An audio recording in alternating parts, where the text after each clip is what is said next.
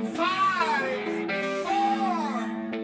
3, 2, 1, go!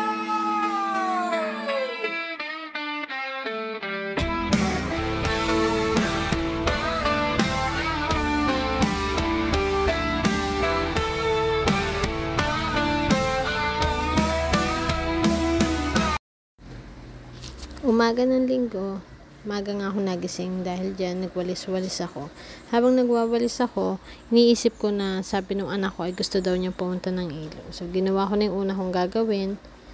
Nag-exercise nga pala ako dyan. For the kembot-kembot.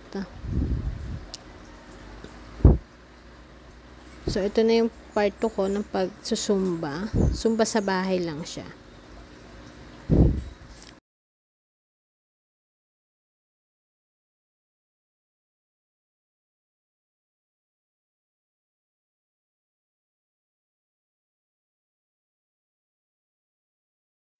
Pagkatapos ko nga pala magsumba, nilaro ko yung mga isda namin. Laro-laro lang ng goldfish dahil dyan nakita ko ng jowa ko na nilalaro ko yung mga isda. So, pakainin ko daw yung mga isda niya dahil baka daw gutom na. Sabi ko, o sige, pakakainin ko. Madami kasi kaming isda. Ito nga yung aming koi fish. Yan, madami sila, 'di ba? Tapos meron din kaming gapi. Tapos may iba't ibang uri kami ng isda, pero hindi ko talaga alam ang tawag sa kanila. Tapos yan, pakita ko din sa inyo yung mga halaman namin. Nandiyan ang ayan, ang mga halaman namin. So, yan na nga. Dahil pagkatapos kong puntahan yon, yung mga halaman namin ay nag-decide na nga kami pumunta sa ilog. So, ito na, papunta na kami sa ilog. For the lakad kami kasi wala naman kami sasakyan. Pero,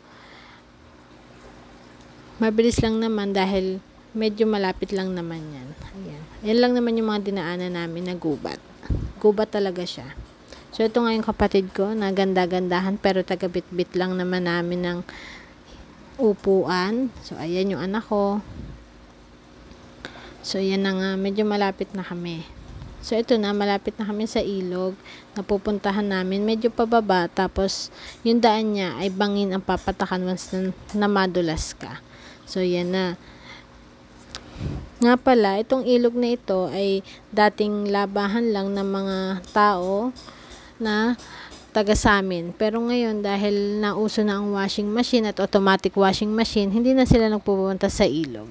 Dahil dyan, napabayaan na yung ilog na to. Ito nga yung pinili naming ilog kasi ay tahimik at kakaunti ang pumupunta dahil nga siya ay hindi ganun kalalim at hindi ganun siya kaganda. So, ayan na nga yung paligid namin. So, hindi rin siya ganun kalalim dahil pambata lang talaga siya. Ayan yung ilog. Pati yan, for the video din. So, ito na, nagsimula na nga kaming maglangoy. Ay, yung anak ko pala. Dahil siya ang excited, siya na yung unang lumangoy. Dahil dyan yung jowa ko nagayak na ng lamesa namin para sa kakainan namin. Dahil yung aking kapatid ay gutom na daw. Kala mo naman. Pero kala mo pupunta kung saan. Dahil sa suot niya. So, ayan na, nagkakabit na siya. So, ito nga pala yung kapatid ko. Piling ganda. Charot. So, ayan. Nag-start na nga kaming maglangoy. Pero hindi, maglandi lang. Dahil nga mababaw lang siya. Para sa mga bata lang talaga yung aming pinunta dito. Dahil dyan, tuwan-tuwa yung anak kong panganay. For the pose. 1, 2, 3, click. 1, 2, 3, click. O, diba? For the pose yung aking kapatid. Tapos, dadamay pa niya yung anak ko. Para siya ay, kala mo maganda. Charot. So, yan na. For the pose siya. O, sige. 1, 2, 3. 1, 2, 3. O, diba? Ganda yun. Okay, sige. Hilahin mo pa yung anak ko. Para may kasama ka dyan. So, ito na nga. Tuwan-tuwa yung anak ko. Dahil siya ang nag-request nito, siya ang tuwan-tuwa talaga. Dahil Sunday pati, family day. So, kung saan siya masaya, doon talaga namin siya dinadala. So, ayun na nga, oh. Pupuntahan ko nga pala sila doon dahil meron dong tubig na nalabas daw sa tubo. Malinis siya, pwede siyang inumin, pero minsan doon naliligo pang banlaw daw. Sabi ng matatanda naming nakakasabay minsan dyan. Diba? Tuwan-tuwa siya. Dahil nga bibihira kami pumunta dito kasi dapat may kasama din kami. So, ayan. Yan na nga, pati yung bunso, for the punta na din. Excited maglande. Dahil sinalubong na siya ng kuya niya, hindi na siya makakapunta. O, diba? Maglandi na lang daw sila doon. Yan. O. Dahil gutom na nga, ito na. Naghahayin na yung aking jowa. O, may ginawa nga pala kaming ganan, pero hindi naman ata naubos. So, yan. For the kain na kami.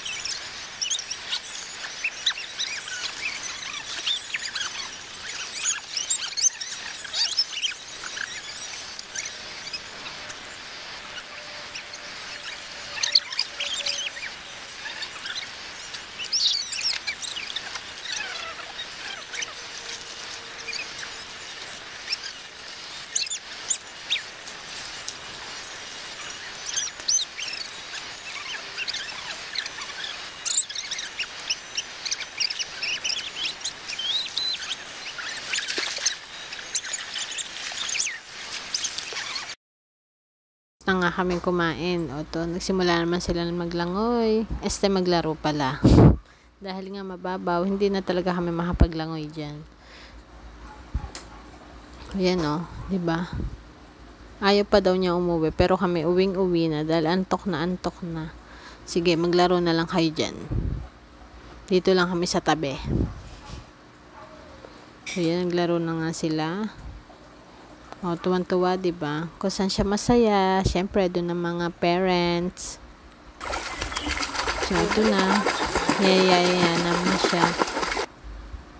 So, ito, nilaro na nga namin siya para makauwi na kami. Pero yung kapatid kong ganda-gandaan, wala. Sa tabi lang. Nagpipicture ng face niya.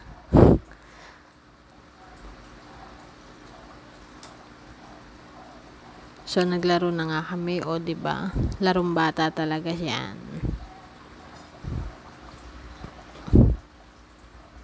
So, ayan na nga. Kinauna nga nung jowa ko yung bunso kong anak. Dahil uwi na kami, ito, magbabasa na sana ako ng ulo. Pero nangyari, nalunod ako kahit mababaw siya.